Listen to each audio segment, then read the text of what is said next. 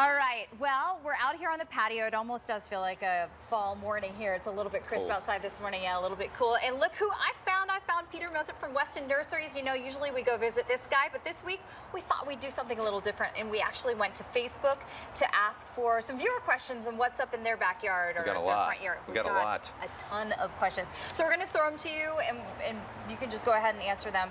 My first one comes from Lori Bork Bulldog. She says, what would cause my hydrangeas not to bloom this season? She also mentioned, though, that she didn't cut them back. So what could the problem be? Well, the hydrangeas didn't bloom this year because it got so cold in the winter time. And the types that didn't bloom this year are the types that bloom on last year's buds. So they set buds before the winter time.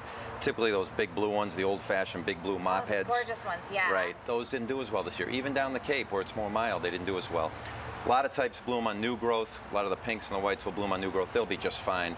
So, you know, it's always changing the landscape, and this was a tough winter for the blue hydrangeas. Okay, so it's not Lori's fault, basically. She didn't do anything wrong. All right, she didn't do anything wrong. You hear that, Lori?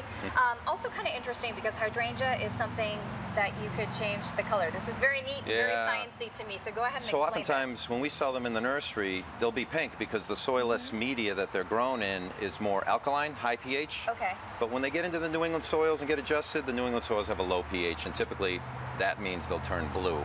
Okay. They turn blue when they have a low pH. And what happens when your hydrangeas are turning white? Is there something wrong with them? When they're kind of losing the pigment a little bit? Yeah, after they bloom, they tend to fizzle out and turn white. Sometimes they turn a nice pink. Depends on the year again. So you get, hydrangeas are the #1 popular shrub now these days. There's so many varieties, and it's because they flower for so long that they're so popular. All right, so hopefully not as cold in winter, so we can take care of those blooms for next year. So Kelly Fitzpatrick writes, how do I prevent rabbits from eating all the new growth, like flowers, bushes? She says everything. People think of their vegetable garden, but they will eat shrubs and tender new growth in particular. The #1 thing you want to do is don't have a good environment for the rabbits. Wait, whoa. But doesn't that mean it's a good environment for my garden? Well, they like a weedy, meadowy area where they can kind of hide, and they have babies. They have babies. They have babies, right? So don't let them have babies in your garden. So it's not just a rabbit eating her garden. No, it's a bunch of them. Family of they don't all survive, but the ones that do survive, they'll stay local and they'll continue to eat.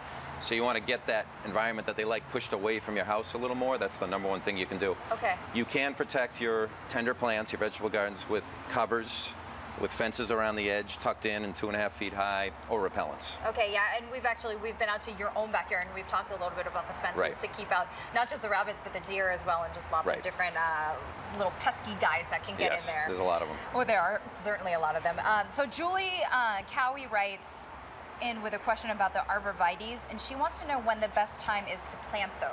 So Arborvitaes can be planted anytime. You want to make sure that the hole, and after you plant them, that they get super amounts of water. They can take wet feet. That's the #1 thing about Arborvitaes. If you plant them late in the year in particular, people think they don't have to water as much because it's starting to get cold. You do. You have to soak them in. I wouldn't plant them much beyond October, especially with a winter like we had last winter. We did see a lot of losses. Evergreens in particular, you don't want to be planting them in November as much.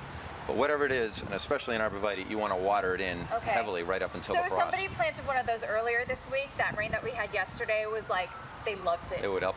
Little story, I ripped them out from a customer who rejected some actually, and I put them into my yard last year in the middle of August in the hot summer, and they all did fine. But I watered the heck out of them. That's why they did so well. Well, you're the pro. We would expect nothing less from you. Yeah, well. And on a personal note here, we were just talking about, and I don't even want to say it, it's time to bring out the mums. Almost time to bring out the mums. We need to redecorate this area, so in a week and a half, 2 weeks, you'll start to see mums, and that means school is back in session and the weather is getting colder. Zip your lip before you go any further. I'm trying to salvage as much of the summer as I can. And there's still lots of color to be had out there, so if you're looking for great ways to spruce up your front or your backyard, this is the guy to go see. You're going to want to go see Peter Mezet. You can see him at Weston Nurseries in Hopkinton and in Chelmsford. So great stuff. Thanks for coming out today. Thank you, Sherry. Great job answering the questions. We will be right back.